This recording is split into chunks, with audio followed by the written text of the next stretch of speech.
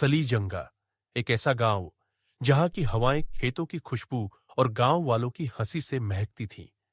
यह गांव नदियों के किनारे बसा था, जहां पेड़ों की छांव और बरगद के पेड़ का चौक हर किसी का मन मोह लेता था। सलीजंगा के लोग सादगी से जीते थे, लेकिन उनकी जिंदगी में मजाक और ठिठोली का तड़का हमेशा लगा रहता था। गांव का चौक वह जगह थी जहां हर छोटी बड़ी बात न्यूज बन जाती थी, चाहे वह भैंस के गायब होने की खबर हो या किसी के खेत में कद्दू के आकार की चर्चा। लेकिन आज सलीजंगा में एक ऐसी खबर आने वाली थी जो पूरे गांव को हंसी के ठाकों में डुबो देगी। इस कहानी के तीन नायक थे, मदन, पप्पू और मोहिनी। मदन एक तेज तर्रार और चुलबुला नौजवान था जो गांव का ऑलराउंडर माना जाता था। वह नाई की दुकान चलाता था, लेकिन उसकी असली पहचान थी उसकी बकबक और हर बात को मजेदार बनाना। मार्डन की दुकान गांव के चौक में थी, जहां लोग बाल कटवाने कम और उसकी गप्पें सुनने ज्यादा आते थे। मादन का दावा था कि वह सलीजंगा का अनोन ऑफिशियल न्यूज चैनल है, क्योंकि गांव की हर खबर पहले उसकी दुकान पर पहुंचती थी। पप्पू, दूसरी ओर, मादन का जिगरी दोस्त और गांव का सबसे बड़ा ड्रामेबाज था। पप्पू की उम्र करीब 25 साल थी और वह अपनी हरकतों से गांव वालों को हंसाने में माहिर था। पप्पू का कोई पक्का काम नहीं था। कभी वह खेतों में मजदूरी करता, तो कभी गांव के मेले में चाट का ठेला लगाता। लेकिन उसका असली टैलेंट था अफवाहें फैलाना। पप्पू की बातों में इतना मसाला होता था कि लोग सच झूठ का फर्क भूल जाते। मदान और पप्पू की जोड़ी गांव में मशहूर थी। जहां मादान खबरें सुनाता, वहां पप्पू उन्हें और रंगीन बना देता। मोहिनी गांव की सबसे समझदार और हाजिर जवाब लड़की थी। वह सलीजंगा के स्कूल में बच्चों को पढ़ाती थी और अपनी बुद्धिमानी और हास्य के लिए जानी जाती थी। मोहिनी को मार्डन और पप्पू की बकवास सुनना पसंद था, लेकिन वह उनकी हर बात पर सवाल उठाती। मोहिनी की खासियत थी कि वह किसी की भी हंसी को दोगुना कर सकती थी, बस अपनी एक चुटकी भर टिप्पणी से। गांव वाले कहते थे कि अगर मोहिनी, मडान और पप्पू एक साथ बैठ जाए तो सलीजंगा में न्यूज चैनल खोलने की जरूरत ही नहीं पड़ेगी। एक दिन सलीजंगा में कुछ ऐसा हुआ जिसने पूरे गांव को हंसी के दौरों में डाल दिया। बात उस सुबह की है जब मार्डन अपनी नाई की दुकान पर बैठा गांव वालों को खबरें सुना रहा था। उसकी दुकान में एक पुराना रेडियो बज रहा था और मार्डन अपने ग्राहक गांव के बुजुर्ग रामू काका को बता रहा था, काका, सुना है शहर से कोई बड़ा न्यूज चैनल वाला सलीजंगा आने वाला है। कहते हैं वो गांव की खबरें दिखाएगा।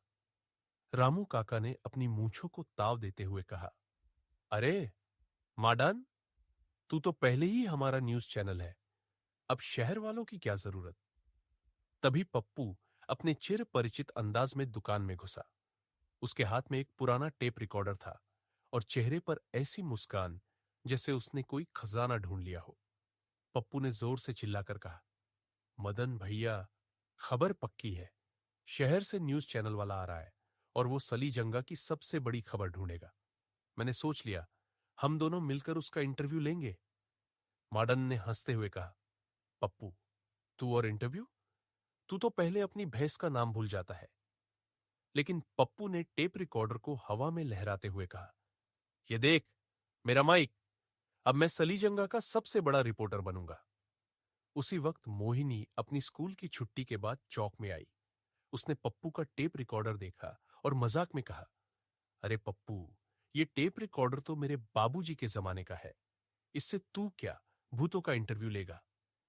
पप्पू ने गंभीर चेहरा बनाकर कहा, मोहिनी दीदी, हंसो मत। मैं और मादान मिलकर न्यूज चैनल शुरू करेंगे। नाम होगा सली जंगा समाचार। मोहिनी ने ठाका लगाया और कहा, ठीक है, लेकिन पहले कोई खबर तो ढूंढो। सली जंगा में तो सबसे बड़ी खबर यही है कि पप्पू ने आज नहा लिया। मदन, पप्पू और मोहिनी की इस ठिठोली के बीच गांव में अफवाह फैल गई कि शहर से कोई बड़ा न्यूज चैनल वाला सचमुच सलीजंगा आ रहा है। गांव वाले उत्साहित हो गए। कोई अपनी भैंस को नहलाने लगा, तो कोई अपने घर को सजाने। मादन ने सोचा कि यह मौका है अपनी नाई की दुकान को चमकाने का। उसने दुकान के बाहर एक बैनर लगाया जिस पर लिखा था, मदन की नाई दुकान, बाल कटवाओ, खबरें सुनाओ। पप्पू ने तो हद कर दी। उसने अपने टेप रिकॉर्डर को माइक बनाकर गांव में घूमना शुरू कर दिया और लोगों से बेतुके सवाल पूछने लगा। जैसे वह रामू काका से बोला, काका बताओ, सलीजंगा की सबसे बड़ी समस्या क्या है? रामू काका ने गुस्से में कहा, पप्पू, सबसे बड़ी समस्या तू है। इधर मोहिनी ने अपने स्कूल के बच्चों को एक नाटक तैयार करने को कहा ताकि न्यूज चैनल वाले आए तो गांव की प्रतिभा दिखाई जा सके। लेकिन पप्पू की हरकतों ने गांव में हंगामा मचा रखा था। उसने एक दिन गांव के चौक में खड़े खड़े ऐलान कर दिया, सुनो सुनो, सलीजंगा में एक उड़न तश्तरी देखी गई है। यह सुनकर गांव वाले हैरान हो गए। कुछ लोग सचमुच रात को खेतों में टॉर्च लेकर उड़न तश्तरी ढूंढने निकल पड़े। मदन ने पप्पू को डांटते हुए कहा, पप्पू, तूने ये क्या बकवास फैलाई? अब गांव वाले तुझे उड़न तश्तरी समझकर पीट देंगे। लेकिन पप्पू ने मासूमियत से कहा, मदन भैया, न्यूज में मसाला चाहिए ना। अब देखना, न्यूज चैनल वाला मेरी खबर सुनकर जरूर आएगा। मोहिनी को जब पप्पू की इस हरकत का पता चला तो वह हंसते हंसते लोटपोट हो गई। उसने पप्पू से कहा, पप्पू, तू तो सलीजंगा का मोहिनी ने सबसे बड़ा मडान माहिर और है, पप्पू को लेकिन समझाया अगर न्यूज कि चैनल अगर वाला वे सचमुच आया सचमुच न्यूज चैनल तो शुरू तुझे करना उड़न चाहते हैं तश्तरी बनाकर तो उड़ा उन्हें देगा। गांव की असली खबरें दिखानी होंगी, जैसे गांव के स्कूल की हालत, खेतों में पानी की कमी या गांव वालों की मेहनत की कहानियां। लेकिन पप्पू कहां मानने वाला था। उसने और माडन ने मिलकर एक न्यूज बुलेटिन तैयार करने का फैसला किया। माडन ने अपनी नाई की दुकान को न्यूज स्टूडियो में बदल दिया। उसने एक पुरानी मेज पर लाल कपड़ा डाला और पप्पू ने अपने टेप रिकॉर्डर को कैमरा बनाकर रख दिया। मोहिनी को जब यह तमाशा पता चला तो वह भी मजे लेने दुकान पर पहुंच गई। मदन ने गंभीर आवाज में न्यूज पढ़ना शुरू किया। नमस्ते, मैं माडान और आप देख रहे हैं सलीजंगा समाचार। आज की ताजा खबर, पप्पू ने अपनी भैंस का नाम भूल गया है। पप्पू ने तुरंत माइक पकड़ा और बोला, यह खबर गलत है, मेरी भैंस का नाम है। ओह, ठहरो, मैं अभी याद करता हूं। मोहिनी ने ठाका लगाया और कहा, बस, तुम दोनों का न्यूज चैनल तो ऑस्कर जीत लेगा। लेकिन तभी गांव में एक असली खबर फैली। एक असली न्यूज चैनल की वैन सलीजंगा में घुसी। गांव वाले हैरान थे। न्यूज चैनल का एक रिपोर्टर, जिसका नाम था राकेश, गांव में किसी खास खबर की तलाश में आया था। दरअसल उसे पता चला था कि सलीजंगा में कोई उड़न तश्तरी देखी गई है, जो कि पप्पू की फैलाई अफवाह थी। राकेश अपने कैमरामैन के साथ गांव के चौक में पहुंचा और लोगों से सवाल पूछने लगा। जब माडन और पप्पू को यह पता चला तो उनकी खुशी का ठिकाना नहीं रहा। पप्पू ने अपने टेप रिकॉर्डर को उठाया और राकेश से बोला, सर, मैं सलीजंगा का रिपोर्टर पप्पू, आप मेरी खबर दिखाएंगे ना?